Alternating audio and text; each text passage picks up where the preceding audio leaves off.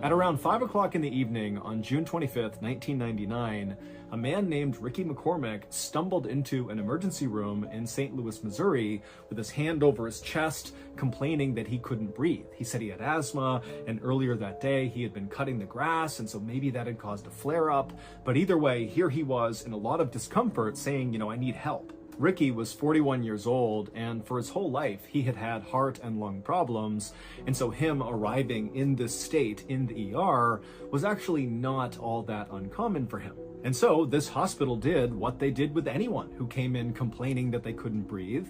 They immediately took Ricky to a back exam room, and they hooked him up to all these monitors to make sure his heartbeat was steady and that his oxygen levels were plenty high. And once Ricky was in the exam room getting hooked up, he started acting really agitated, and he kept looking around the room like he was scared that someone was going to jump out at him. And he was also sweating profusely, and whenever he did speak, he spoke so quickly no one could really understand him. But despite Ricky's odd behavior, the heart monitor showed his heart was beating steadily, his oxygen levels were perfectly fine, and when the doctor came in and examined Ricky, even though he clearly saw that something was off about Ricky, there wasn't any sign that there was anything physically wrong with Ricky. And so the doctor and the nurses agreed that whatever was going on with Ricky had to be psychological. And as it happened, Ricky did have a long history of psychological issues. He was known for making things up all the time, just telling people these crazy stories about himself, like how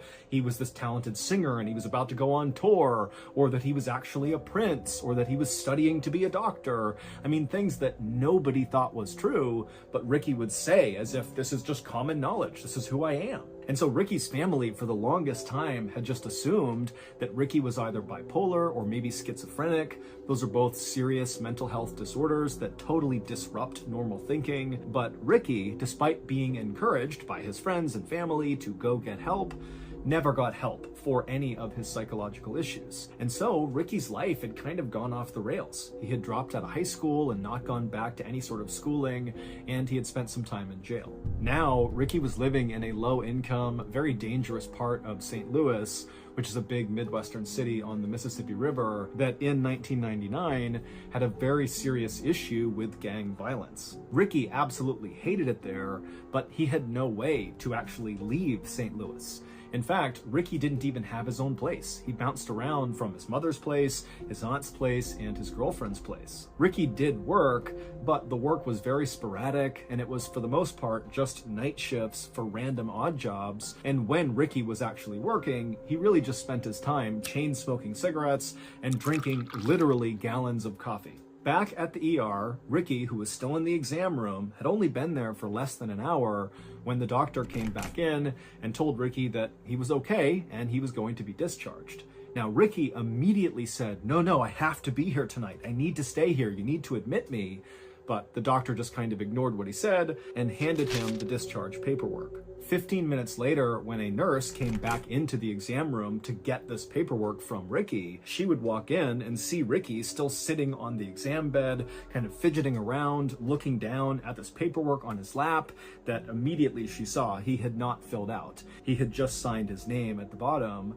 And when she walked in, Ricky looked up at her and he kind of shrugged his shoulders and looked at her and was like, I don't know how to read or write. Can you help me? And so the nurse immediately felt bad for Ricky. I mean, he's got dirty clothes on, he looks thin and frail, he's clearly very down on his luck, there's some issues happening with this guy, and he can't even fill out his discharge paperwork. And so she said, no problem. She sat down with him, and together they filled out his paperwork.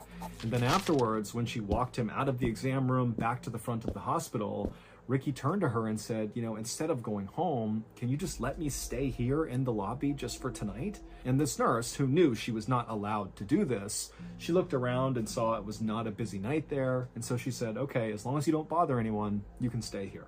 And so Ricky thanked her repeatedly and then walked over to the corner, kind of far away from the front desk and far away from the front door. And he sat down and folded his arms, and then he just stared at the front door. And so this nurse assumed that Ricky actually must be homeless, especially based on, how he came in and how he was acting. And so she figured, he needs a place that's warm to stay tonight. And so the nurse went back to her station, and over the course of the next several hours, she would periodically look out into the lobby, expecting to see Ricky kind of curled up asleep in the corner. But every time she looked out there, Ricky was still sitting upright, arms folded, staring at the front door of the hospital as if he was expecting someone to come in at any moment and he needed to be ready. And so she thought this was unusual, but she decided not to intervene. She just let him sit there and do his thing. Later that morning at 11:30 a.m., when the nice nurse who had allowed Ricky to stay in the lobby was leaving her shift, another crew